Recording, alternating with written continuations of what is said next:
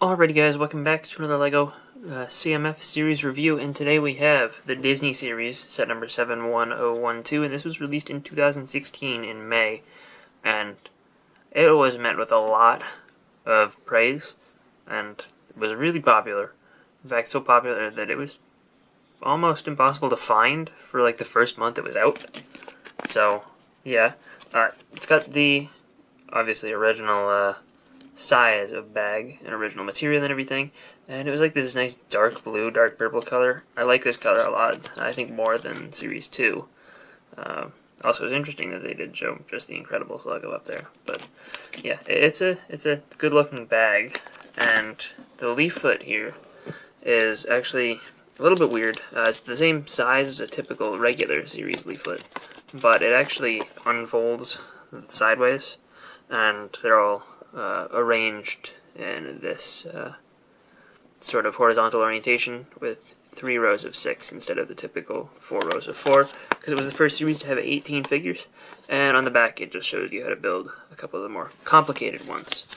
But containing 18 running figures, that makes it the first I guess aside from the Team GB series, this was the first non-standard 16-figure series, but they did retain the regular price of $3.99 in the United States. The first figure we'll take a look at is Mickey Mouse, and I can't really think of any Disney character who could possibly be more popular than Mickey.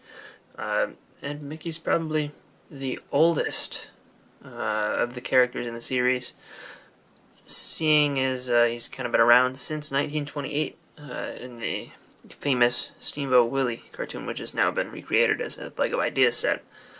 This version of Mickey, though, was the first one that we ever got in LEGO, and it's based on his most iconic appearance at this point.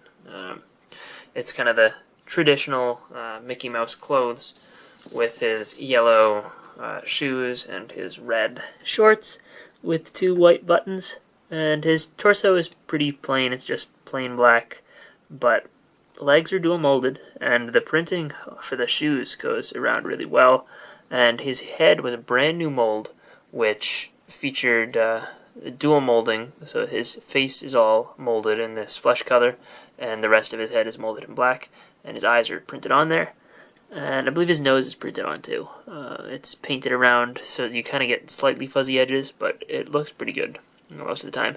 And there's also a hole on the top of his head, which that's actually there because it's for Minnie. And this minifigure, I think, is get it, haha, minifigure. But no, I think that this is slightly better than Mickey, only because of the fact that if we turn her around, you can see she's got the skirt here that goes all the way around. That was a brand new mold for this series, and it goes all the way around the figure with a nice profile to it and some good printing on top. But this kind of hides the back section where her tail would stick out. And Mickey, he looked good at first glance, but if you think about it, he's kind of missing a tail. I like Minnie better, just for the simple reason that it sort of gets around the lack of a tail. But other than that, this figure is sort of based on almost like it's not her most recognizable outfit. It's the pink outfit. Yes, you see Minnie in it sometimes, but I don't know. Typically when I think Minnie, I think of the red and white polka dot outfit, which actually ended up being in the Disney Castle set. But you know, this is probably a less cool Minnie outfit, and just it was nice to get our first Minnie Mouse with the printing for her head and the bow piece, which sticks into that mini ball or mini peg hole. Her legs are dual molded, and she does have a little bit of printing around the front of them there, which looks good, and her shoes look good. I just would have preferred the red and white design for her, but this isn't bad. Next up in the series, we have Donald Duck, who made his first appearance in 1934's The Wise Little Hen, and this obviously isn't really based on that appearance. This is, again, based on the most iconic, the Fab Five appearance of him, and it looks pretty pretty good. I think this is probably my favorite of between Mickey, Minnie, Donald, and Daisy. I think this is the best looking. They did introduce a new duck head mold, which looks pretty good, pretty respectable. And they reuse this for Daisy, which we'll see in a second. And there's a little bit of printing on the inside of the beak there for his mouth and tongue, and that looks really good. His hat is a brand new mold as well, and that attaches via mini peg hole. The same kind of system as Minnie and Mickey have, which again allows the bow from Minnie to be reused for Daisy.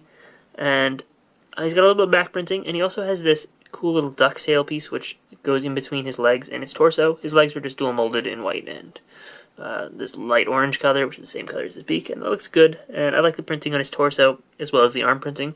The biggest bummer about this figure is that it was actually completely 100% recycled and put in the Disney castle, which is sort of a shame. It would have been nice. I think not a flaw of the series version here, but I would have liked all the other figures in the set got a new version based on their Disney Parks appearance, and Donald's Disney Parks appearance is basically the same as this, except it has 2 white buttons on his shirt on the front, and they didn't include those in the Disney Castle. So we're kind of just left with the same animated cartoon version here in both sets, which, again, not a flaw here. I really love this figure, but, you know, it's just kind of a bummer that it did not remain exclusive very long. Next up, we have Daisy Duck, who made her first appearance in 1940's Mr. Duck Steps Out, and this is, again, based on her sort of traditional Disney cartoon version from, you know, the 2000s, and it's pretty good looking. Nothing really jumps out as super special compared to Donald, which is kind of, I think, less detailed and less interesting. But her face print is good. I like the design there. That's reused in the Disney Castle, of course. The torso print and the leg print, I believe, are both exclusive here, which, you know, that's just her sort of standard bland appearance. Nothing crazy special there. It just, you know, is what it is. She reuses the same duck tail piece and Minnie's bow piece. Yeah, I mean, she's a good-looking figure, but I don't think that she's as good-looking as Donald. Next up, we have Alice from 1951's Alice in Wonderland, and Alice is actually one of the few characters in the series to have 2 accessories and them both be exclusive prints. She has this bottle which says "Drink Me" and the "Eat Me" cookies, or one of the "Eat Me" cookies, I guess.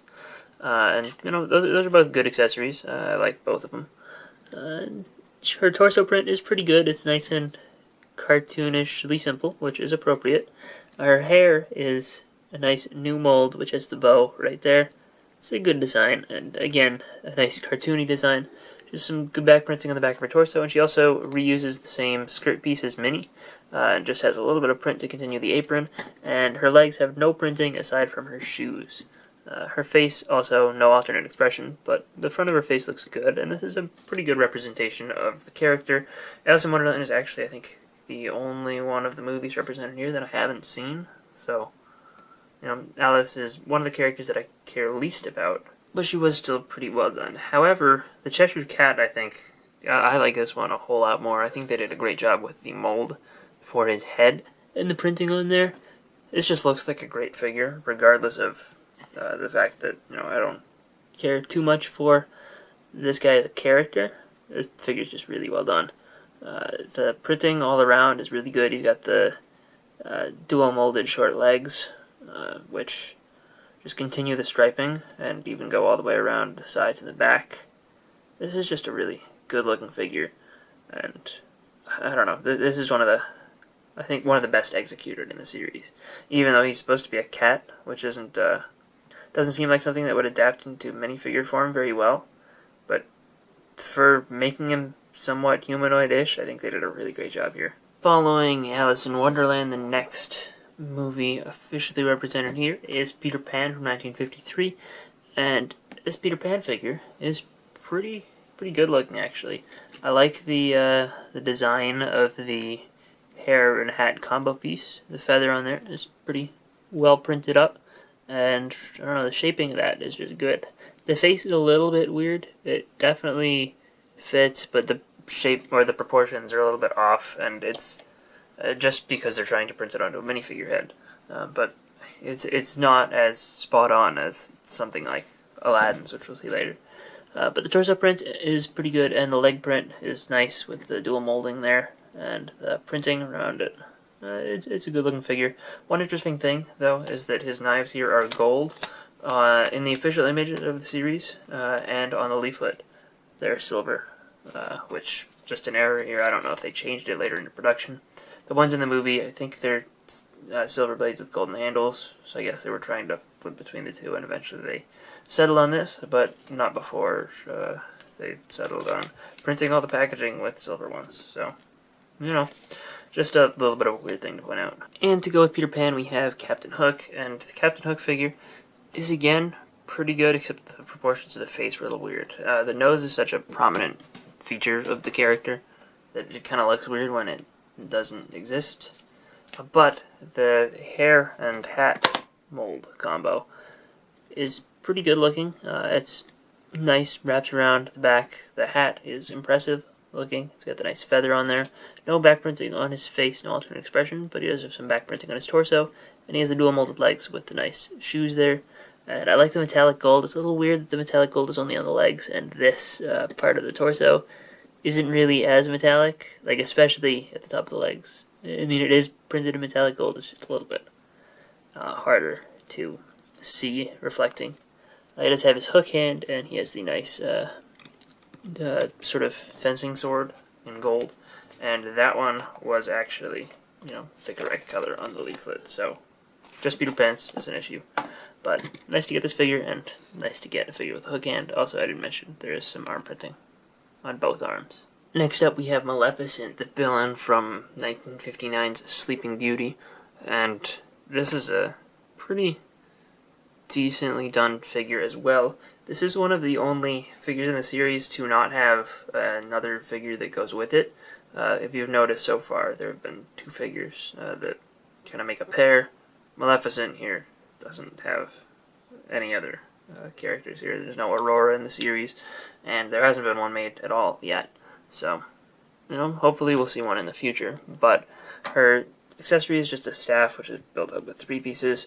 Her torso print and leg print are very simplified, but they look good, and it's nice to get the purple in there. Her cape is actually really nice because it's a dual color cape. It's got black on the back and purple on the inside, and then her collar piece is a separate fabric part. But it looks good, and it's got the little bit of purple on the inside, but most of it is just black on both sides. And she has no printing on the back of her torso. She does have this cool new headgear mold, which is a rubber piece, and that was reused in a Disney Princess mini doll, but it was introduced here. And her face print is pretty good.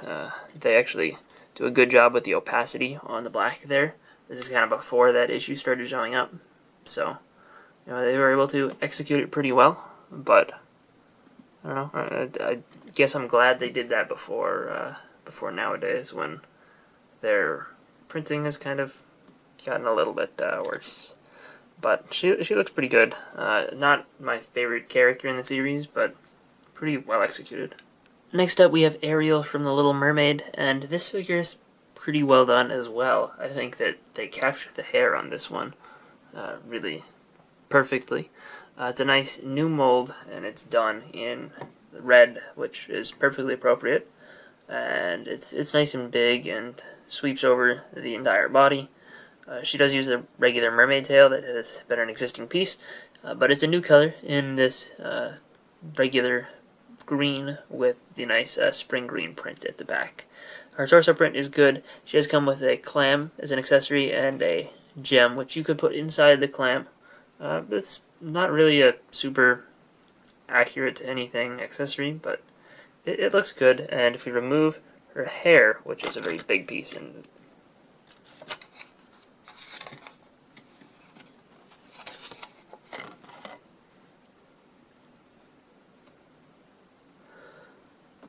if we remove her hair, which is a pretty big piece and very easy to feel for, as well as her tails. This is one of the easier figures to find. Her face print is really good, and if we turn her around now, then I can see she does get a little bit of printing on the back of her torso, which works pretty well. However, it's basically completely covered when her hairpiece is on. And then we have Ursula, which, perfectly appropriate counterpart for sure. And this figure is pretty well done. She comes with a trident, which is an existing mold, but perfectly appropriate accessory. And her hair is a new mold, and it looks alright. It's a little bit weird how we've got the gray printed on there on both sides. It's appropriate for sure. It's just a little bit different, something that you don't see all the time. But her face print is really good, definitely. It screams Ursula there, and there's no alternate expression for her or anything. But the most interesting thing about this figure is the really crazy new body mold.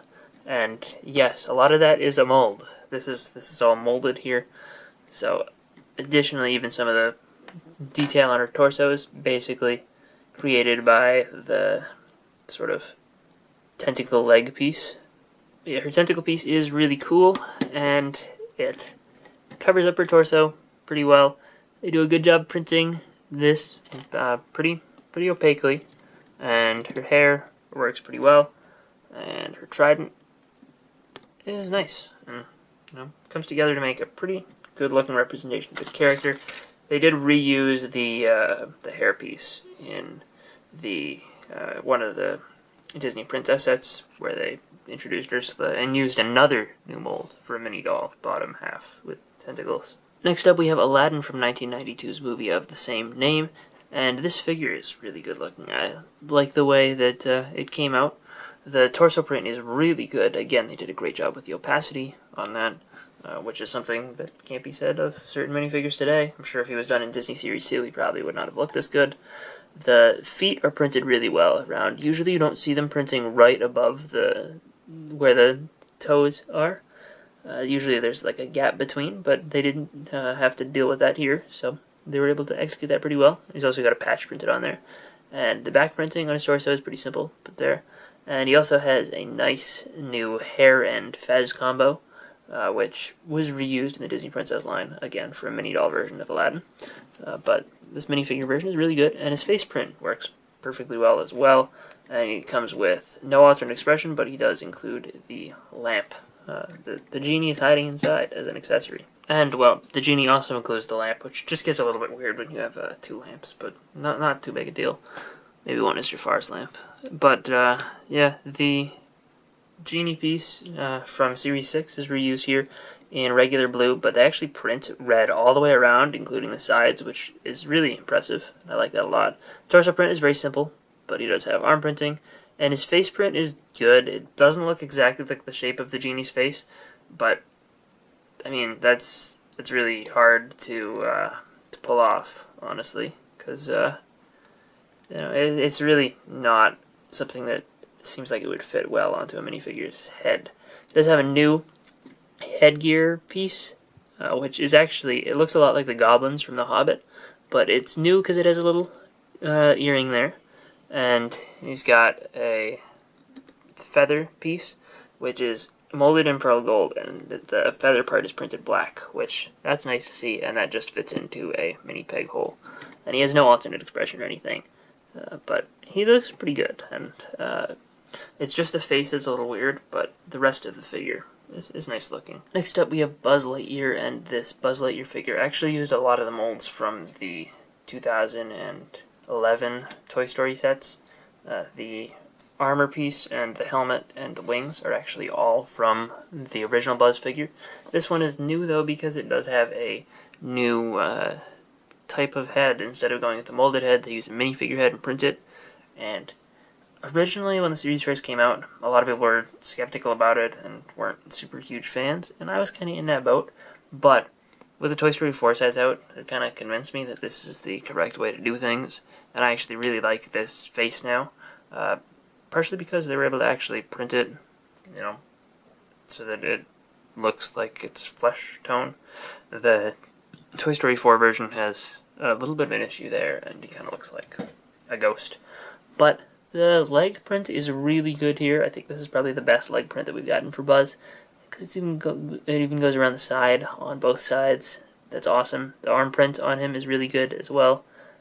Different print for both arms. The armor piece and wing piece are the same design as the original 2011 things. There's no printing underneath the armor piece on the torso. All you can see is all the printing that there is. You know, it's a good looking figure, the arms and legs. And next up we have the Alien from Toy Story, and this is another great figure as well. Again, it uses the same mold for the head as the 2011 Toy Story sets. And, you know, that's fine, that's good. But this one has a nice new updated torso, and the best part are those short legs with the dark blue that goes around the sides. That's really good. It looks great, better than having plain old dark blue. It's a shame it doesn't go around the back as well, but, you know, from the front this is a really good looking figure, and probably the best version of the Alien. It's a shame that they didn't do anything like this in the Toy Story 4 sets with the 2 sets that the Alien comes in. But the torso print in that one is really good, so you know, kind of a combination of the two would probably make the best Alien. And next up we have Stitch, and this is probably one of the best done figures in the series as well. I think it's up there with Donald. I love the mold for the head, it just looks great. Again, this is the other character in the series that only has one character from the movie, so unfortunately no Lilo figure exists. But he's got printing on his little short legs for the little claws. The mold is just great. It's got printing all the way around the back. The back print on the torso is good, and this is just an awesome figure. And I'm so glad that they made this here instead of, you know, I don't know, going with another character from Sleeping Beauty. I guess this is probably better than that. It's just really well done, and probably, I don't know if it's my favorite figure in the series. I think Donald probably still is, but this is a close one. And last up we have the most modern of the characters in the series, Mr. Incredible, as well as Syndrome, we'll see in a second. And Mr. Incredible is sort of part of the Incredibles team, so it's kind of a shame that we had only gotten one of them, but luckily we got the rest of the family in the Incredibles 2 Junior sets. However, that did mean we got this guy re-released there, but this one still has some exclusivity, so they didn't just straight up re-release him, but there is another version of the character, so it makes this one a little bit less desirable. We have this 2x2 tile doing our part, that's exclusive, and it's nice to see him in his classic suit on this poster. But the torso and the legs are both exclusive here, only because in the Incredibles 2 sets, the belts are all on the torsos and the hips are just plain black. But the legs themselves are the same as what we get in the Incredibles 2 sets, and, you know, they're dual molded, they look good. No back print, no alternate expression, but he does get this new hair mold for him that they've reused in the Incredibles 2 sets, as well as with Beckett from Solo. And the face print on this one is good, and it's also exclusive, so it's a different design than the one in the Incredibles 2 sets. So there is still some value to this one, but, you know, it's just a little bit less impressive than it originally was. And last up we have Syndrome, who's a really cool figure. He was one of the more common ones in the series, but he's still awesome to get. And he is obviously the bad guy from The Incredibles, the first one, and he was not redone in The Incredibles 2 sets, so he was really nice to get here, and still is. He has a new hairpiece, which is exclusive to this character, and his face print is really good. This is actually one of the better ones at portraying the proportions of the character. It comes with a 2x2 tile, which is exclusive, and it is the blueprints for the Omni Droid, the 7th one, and that's a good looking piece. His torso and legs create this Syndrome S, and it looks good. Definitely works well. He's got a little bit of printing on the sides of his feet, which looks really nice, and he has a little bit of print on his arms for his little gauntlets, and it's the same print just on both sides, and it's sort of nice to get in the nice silver color.